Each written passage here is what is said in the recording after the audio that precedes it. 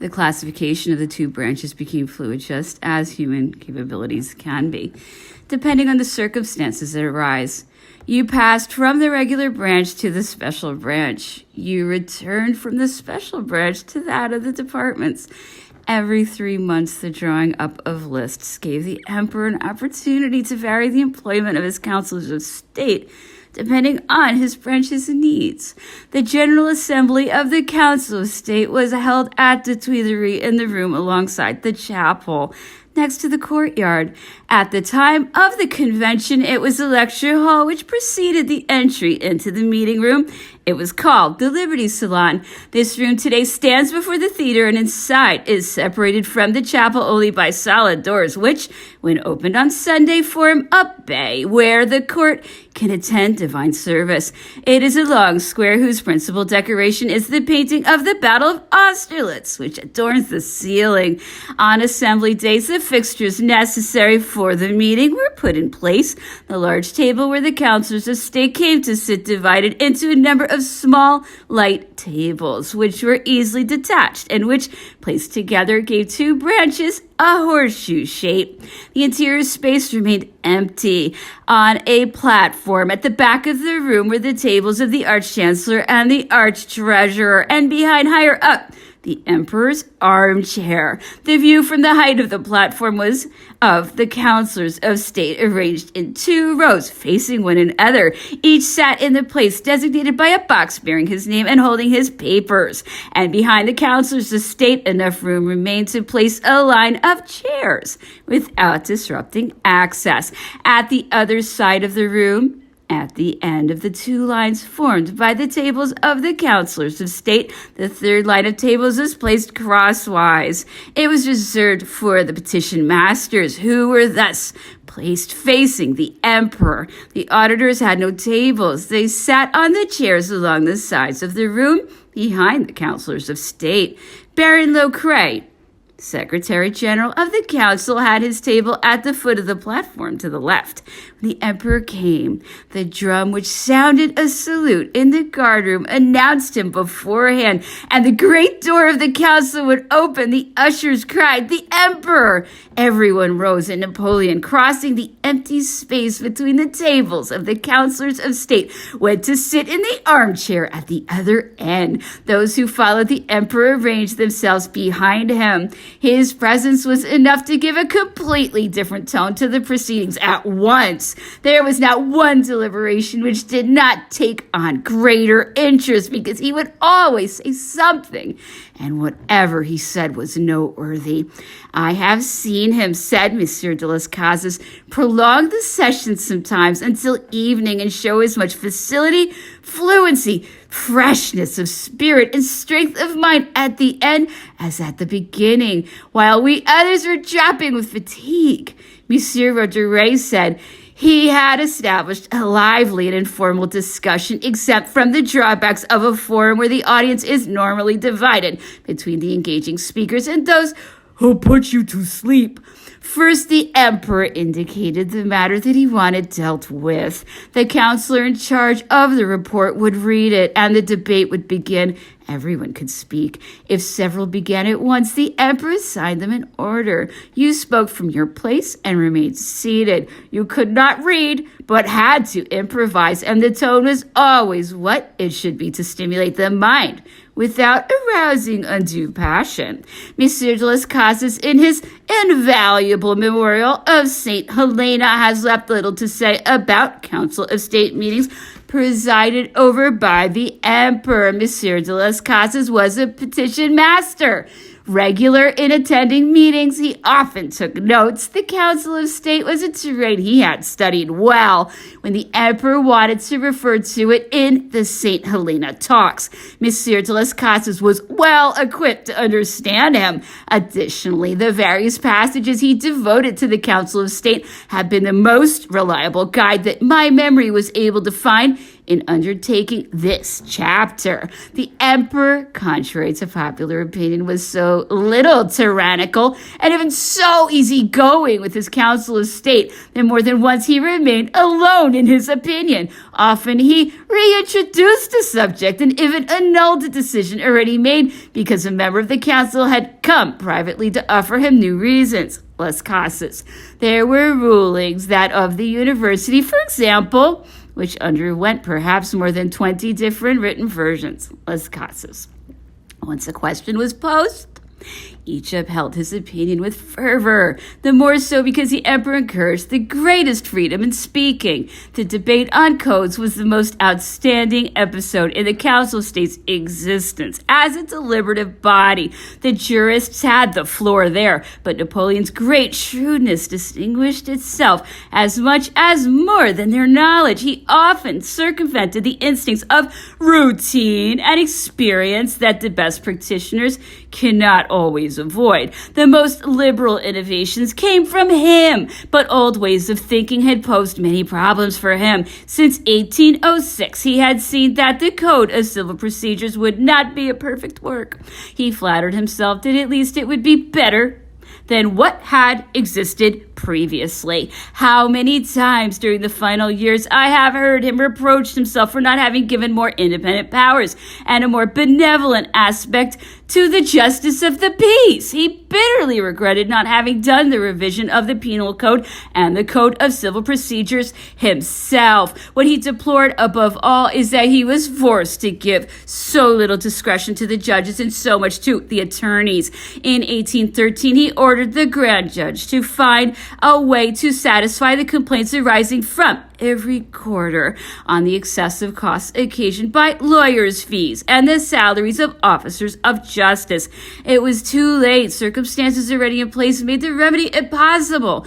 In a battle that lasted all one session, he was forced to back down before the systematic harshness of his specialists in criminal law. A poor woman from Amsterdam, threatened with the death penalty, had been acquitted 3 times, and yet they intended to retry her a 4th time. The emperor would have it that the fortunate outcome of the 3 acquittals had exhausted the severity of justice in regard to the accused, and that such a succession of favorable verdicts stood entirely to her good. They replied that the course of justice had not been served, that he could later exercise his rights to pardon if he found it fitting.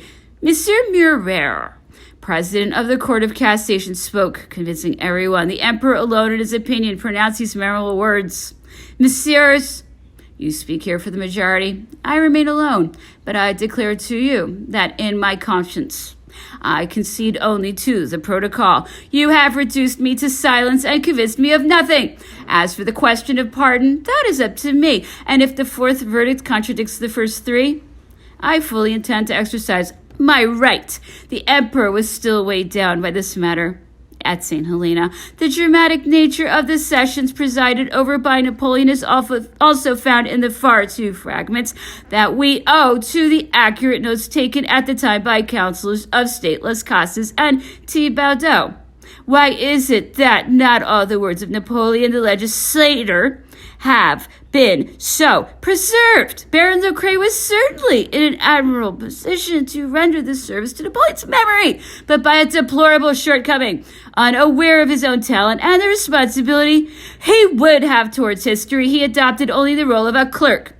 Under his pen, Napoleon's speeches, rendered in a moderate, serious, cold, and uniform style, have lost the freedom of their cadence, the boldness of thought, the originality and power of expression. These minutes, chilled, larded with commentaries, lectures, and academic expressions, then gathered in a collection, offer only indigestible food, even for jurists. Chapter 15. Office of the Secretary of State. Napoleon's day always ended in his work with the Secretary of State.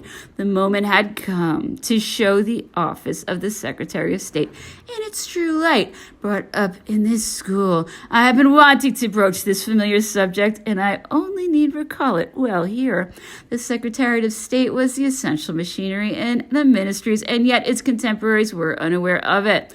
If its actions were hardly suspected, it is because, circumscribed by the emperor and the ministers, it was enough for the emperor that let it be confidential, while it mattered little to the sense of importance of its ministers, that it be revealed in all its scope. To the common eye, the ministry of the Secretary of State, too close to the great hearth, was lost as certain planets are in the disk of the sun. Within the normal work of the Secretary of State was a bureaucratic component of dispatches and archives, whose material usefulness was enough at first glance to make its head an indispensable collaborator. Work habits sometimes survive political revolutions. The office of the Secretary of State is such an example.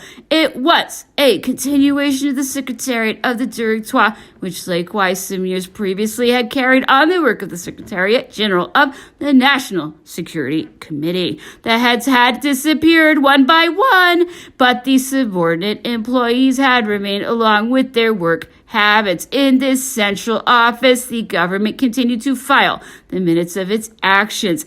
As individuals filed their contracts with the notary public, minutes were kept, and the ministers in charge of the work were sent all necessary documentation. Each day a report recorded that day's proceedings and served as a register to confirm the date and moment when mere proposals had become obligatory acts.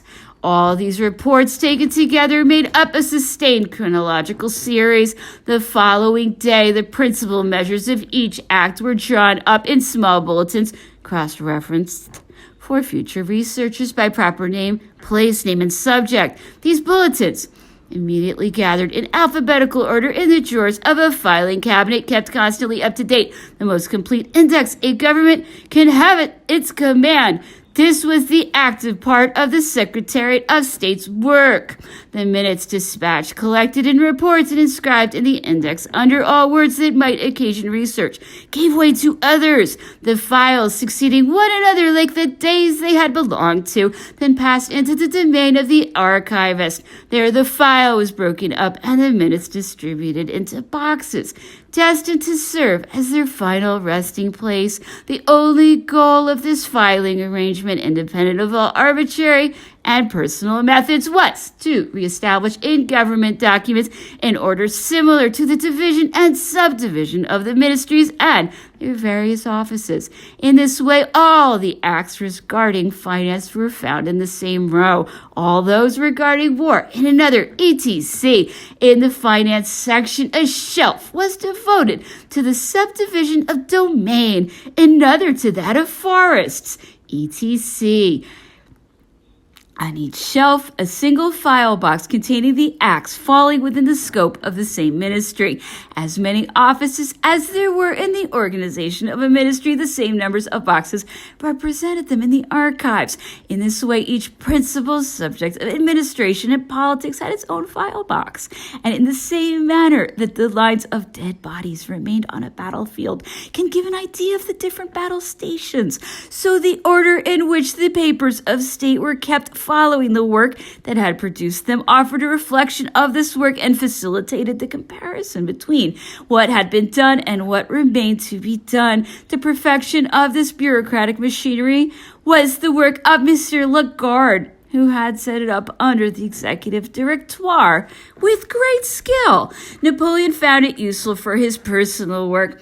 At first glance, he appreciated all the facilities it offered for centralizing the 8 ministries and imposing a common system on them, for simplifying the ministers' daily cabinet reports, and even for dispensing with them when it pleased him, and particularly for researching past records for preparatory drafts and all confidential writings. He derived another benefit from the existence of the Secretary of State, that of freeing himself from the fatigue of repeating his signature. He signed only the minutes, and availing himself of the Secretary of State's handwriting as of a signature stamp, he delegated to him the power of authorizing each dispatch for the minister who was to countersign it. So the ministers carried out their duties without seeing Napoleon's original signature, on the simple guarantee that the Secretary of State gave them of its existence, by use of the following: signed Napoleon, followed by the signature of the Secretary of State, with these words above it: for the Emperor. the Secretary of State. I thought it important to go into this detail because many people, supposing that Napoleon's signature on these dispatches was genuine, considered that of the Secretary of State merely an empty gesture of counter-signature. It is now well understood that the Secretary of State's signature was in reality the only autograph that could stand in for the emperors in the eyes of the ministers.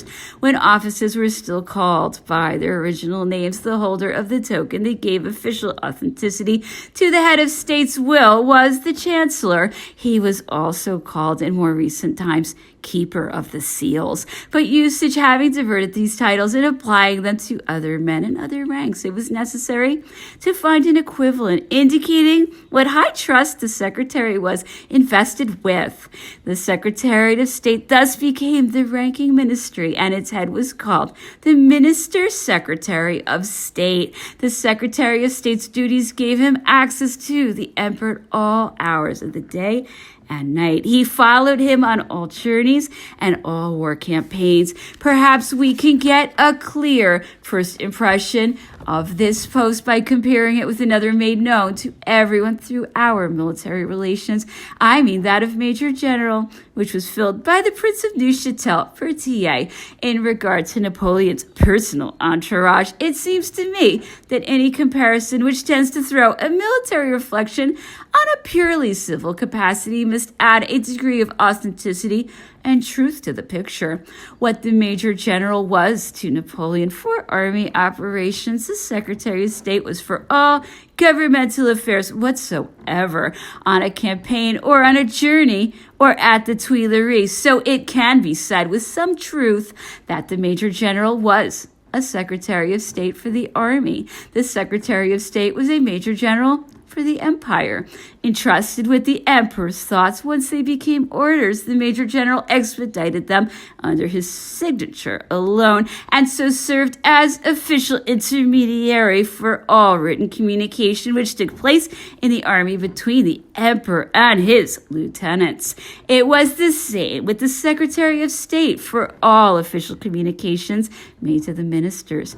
From the moment when the emperor's idea became law, the Secretary of State became its official keeper, and the responsibility of transmitting the sovereign act and concerned no one but him, according to the importance of the subject or the distance to be covered. Messengers of state, postmen, the telegraph, cabinet couriers, and if need be, all the auditors of the Council of State were at his disposal. For each summons to ministerial action, the Secretary of State was always there under Napoleon's hand, like the rudder under the hand of a pilot. This was one of the institutions with which Napoleon was most pleased, and which he declared had been of the most service to him. For my minister's Secretary of State, he said at St. Helena, emanated all actions. He was the great notary of the empire, in signing and legalizing all documents. Through him I issued my decisions and desires in every direction and everywhere, so well that with the Secretary of State and a half-dozen secretaries I could govern the empire from the depths of Illyria or the banks of the Niemen with as much ease as from my own capital. Not only did Napoleon place the Secretary of State at the level of the institutions that had been most useful to him, he could not understand how a well-organized government could make do without it. From the moment, he said, that each of the ministers adopts the functions of the Secretary of State, all the elements of centralization, all the physical means of control disappear, and nothing can help the head of state to keep track of all his affairs by himself. The cabinet windows get clouded over, and the master's observatory is no more than a dark room which has lost its magic vision. And what is worse still, there is no possible means on anyone's part of holding a minister accountable. The moment that each minister takes and keeps at his discretion the minutes of acts that may engage his responsibility, what guarantee is there that these acts will not undergo alterations regarding what this responsibility is to cover? Only an intermediate and disinterested trustee can keep the ruler and the state from such infidelities, or at least furnish the means of recognizing and verifying them. The importance that Napoleon accorded to his Secretary of State is now well known. It remains to introduce this minister, as we have not forgotten that this chapter is devoted to the Secretary of State's work with the Emperor. Napoleon receives him in the sitting room of the small apartment which adjoins his inner cabinet, and their work takes place on one of the two tables that we have already indicated are found at the back of the room. If there are telegraphic bulletins, the Secretary of State begins by submitting them, because it is he who is the center of these ultra-official communications. He then arranges his portfolios to be signed. The Emperor sits down, takes the pen, and the Secretary of State, standing to one side, indicates with a word or two the subject of each document to be signed. All the ministers have left on the table at the last council. All that has come out of the most recent deliberations of the Council of State thus passes again under the Emperor's eyes on proposals that are pure formality, on the routine matters that make up the everyday work of the public administration, on all that is unlikely to present any serious issue. The pen that signs moves as quickly as the brief summary preceding it. Most of the signatures proceed in this manner, but then come the exceptional cases. Everything that on the whole or in its detail presents some difficulty to the council. Every day of a nature to evoke incidental questions that the politics of the day may lend current interest to. Innovations of some importance.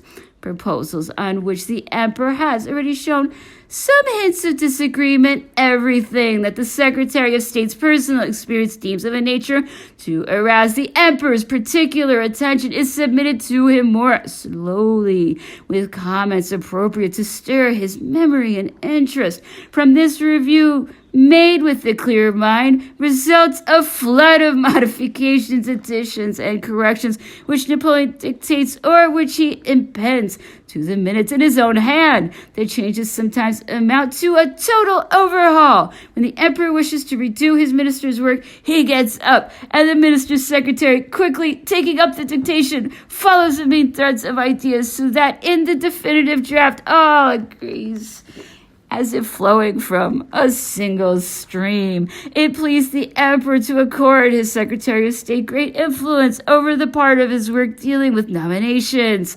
Normally, each nomination decree was made out in a blank with a list of candidates attached. The Secretary of State, trustee of the promises that the Emperor may have made during his campaigns or his journeys, witness of all work on his decisions about these posts, and habitual confident of his personal affections, helped him via his notes and his memory to distinguish among the candidates for minister that one for whom he might have reasons of personal preference. In the nominations which were merely favors, the Emperor preferred to disregard the suggestions of committees and on his own initiative rely on examples.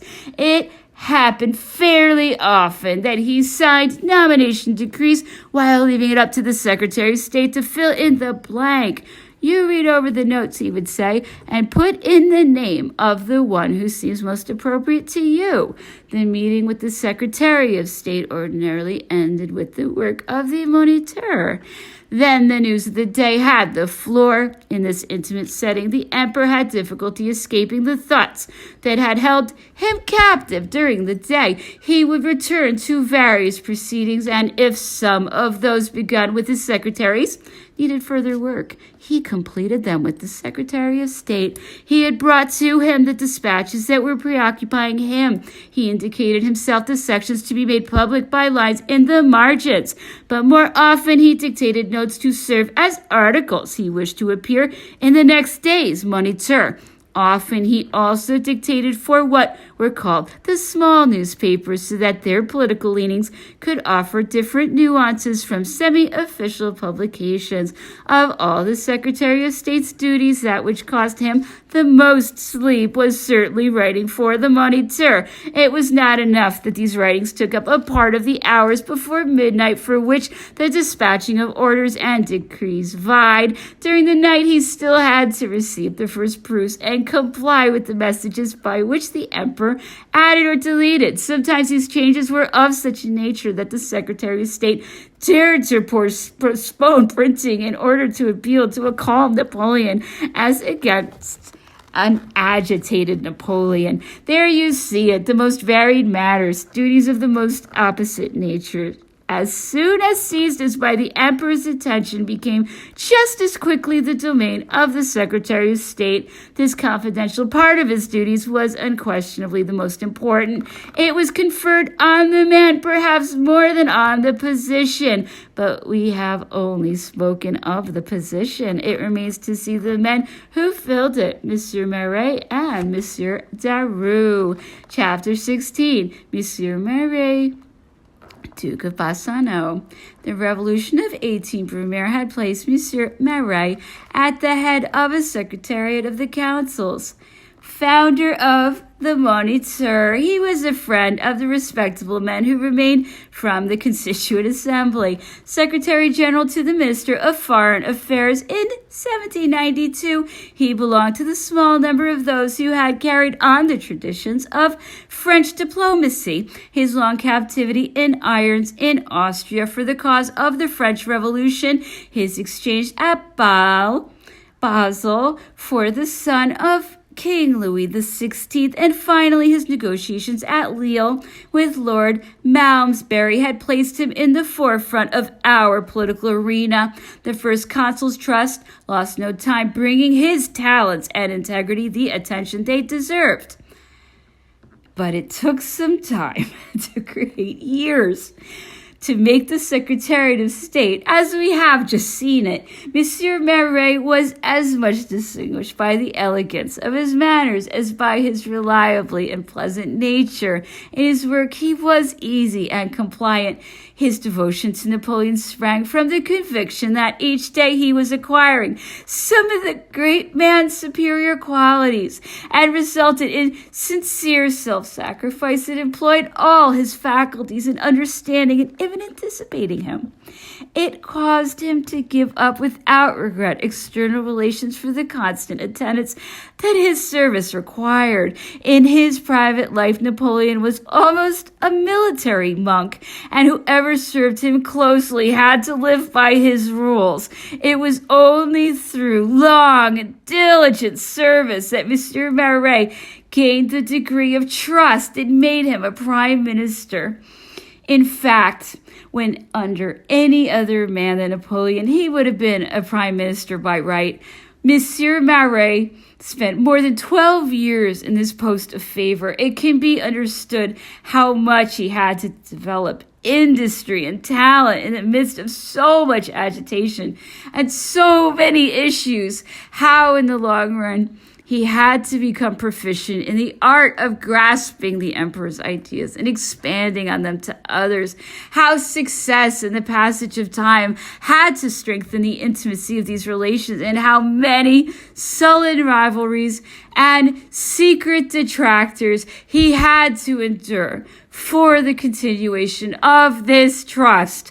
The title of Duke only confirmed the elevation to which he had risen. Never was favor acquired by more legitimate means, because that was the reward of the work and the most honorable of services. The Duke of Bassano, who would not know how to appear disobliging to anyone, was less inclined than others to disagree with the emperor's ideas.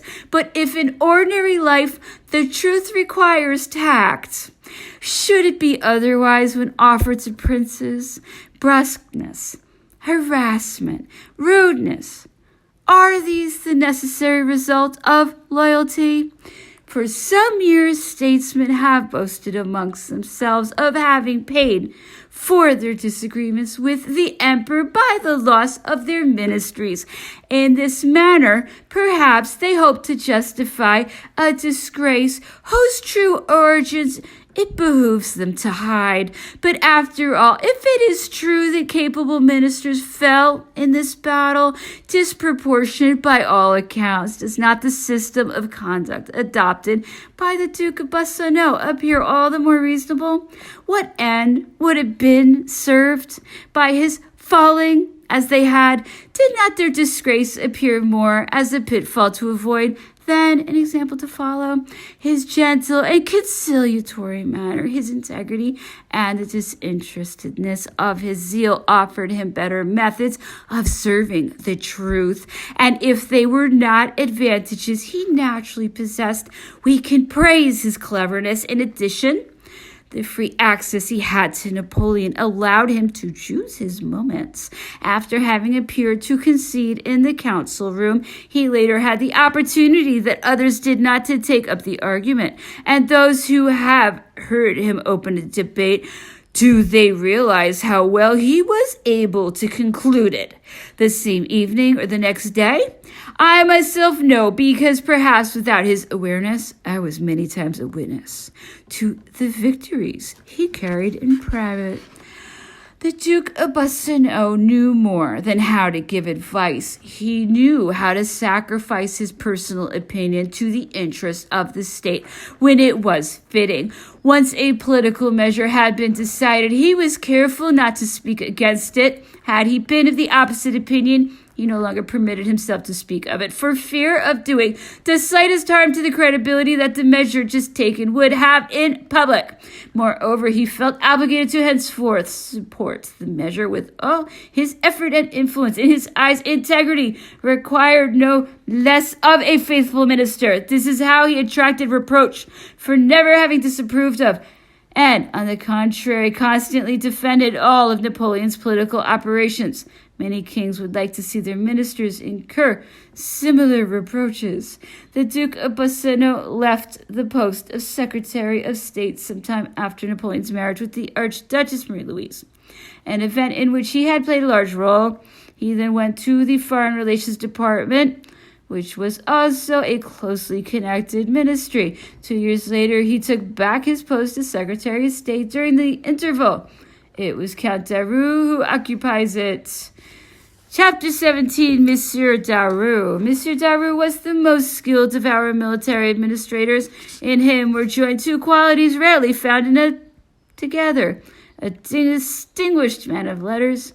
He was also the most indefatigable worker in modern bureaucracy. Yet with all these advantages, Monsieur Daru did not achieve the degree of intimacy with the emperor that the Duke of Bassano had. His skilled pen did not have the facility as that of his predecessor. When he was required to write a document, the work he presented was his own, but it was no longer that of the emperor. The result was that the post of Secretary of State lost part of its confidential quality under him. But the high esteem that the emperor had for his skill in military administration afforded him ample compensation by placing him on the terrain most familiar to him. Above all, in the campaigns of 1812 and 1813, the Secretary of State found itself more than once inundated by documents from the War Administration and by reports from the Army Intendant. Monsieur Daru was finally rewarded for his good work by going into the Ministry of War Administration, but in changing posts, he found himself changing neither duties nor specialties. I must also mention the period of the Duke of Cador, Champigny, who during the final years gave himself over to the functions of Secretary of State in the government, presided over in Paris by the Empress and the Arch-Chancellor. Chapter 18, The End of the Day. As this digression has led us away to the persons occupying the post of Secretary of State, we have left Napoleon as his workday is coming to an end, making use of his Secretary of State's pen to clear his mind of the matters still engaging it. However, 6 o'clock has sounded. The punctual Monsieur de Lucé, carrying out the functions of palace prefect, has come to tap at the door to announce that the emperor has been served. Sometimes an hour passes before the emperor remembers the empress is waiting for him, leaving the Secretary of State to gather of side papers, files, and written notes with which this minister has covered almost a quire of paper, and returned all his work to his portfolios. He finally decides to leave and go to dinner. The evening's distractions then begin, and some moments of leisure follow. Part 3, Napoleon in the hours devoted to court and family, on his long journeys and in his war campaigns. Chapter 19, Dinner. To complete the day, we must go into the dining rooms and sitting rooms, but the secretary remained a stranger to this part of the apartment. I will continue anyway, with the help of what I know of the palace routine, and in this way I hope to come to the moment when at the end of the evening Napoleon returns to his cabinet. At 6 o'clock, or oftener at 7, the emperor dined. The arrangement of his table was such that there was never anyone seated directly facing him. At the Tuileries, he normally dined alone with the empress. On the contrary, he invited others of the travel party at St. Cloud every Wednesday. At the end of the council of ministers, he had his ministers to dinner in the army. It was Prince Neufchâtel Berthier who customarily occupied the second place. Marshal Bessières and the Duke de Bassano-Marais were frequently invited. Napoleon ate quickly. He preferred the simplest dishes. Sometimes in distraction, he ate great mouthfuls, but normally he was temperate. He believed that no matter how little food one took at dinner, it was always too much. His table wine was Chambertin. The service at table was presided over by a prefect of the palace. In Paris or at St. Cloud, it was almost always Monsieur de Lussay, Messieurs de Bassay, and de Saint-Didier succeeded one another on the long journeys. I have sometimes seen Messieurs de Coucy and de Vent de Graville perform the same duties. Behind the chairs of the emperor and empress were pages, but in truth the table was served by the first butler, the carvers, and the valets of the apartment. For a long time, the head of this group had been Monsieur Fisher. In later years, it was Monsieur Colin who held the title of first controller.